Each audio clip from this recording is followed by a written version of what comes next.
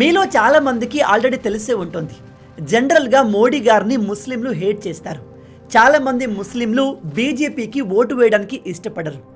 BJP వాళ్లకు ఇల్లులు ఇచ్చిన ఇతర స్కీముల ద్వారా ఎంత సహాయం చేసినప్పటికీ వాళ్ళు మోడీకి ఓటు వేయరు.